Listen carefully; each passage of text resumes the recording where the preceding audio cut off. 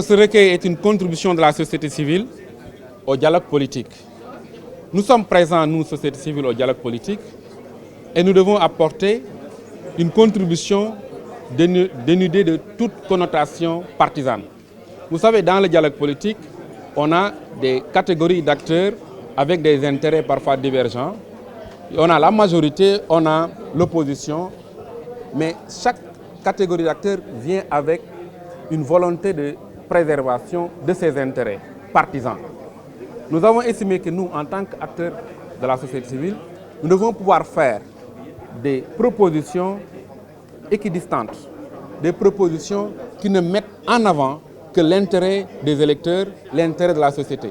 C'est pourquoi nous avons choisi de réfléchir depuis bientôt 3 mois sur les thématiques inscrites à l'ordre du jour du dialogue politique. À l'état actuel des choses, ça va être difficile d'appliquer le parrainage aux élections locales. Il faut forcément procéder à des réformes. Parce qu'on a vu que déjà au niveau national, le parrainage concernait que 27 candidats. Ensuite, on est arrivé à 5 candidats. Et c'était très problématique pour le Conseil constitutionnel qui est bien outillé.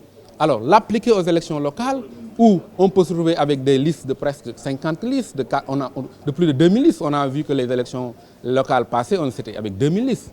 Ça serait catastrophique d'y aller. Ce serait une aventure d'y aller sans apporter des réformes.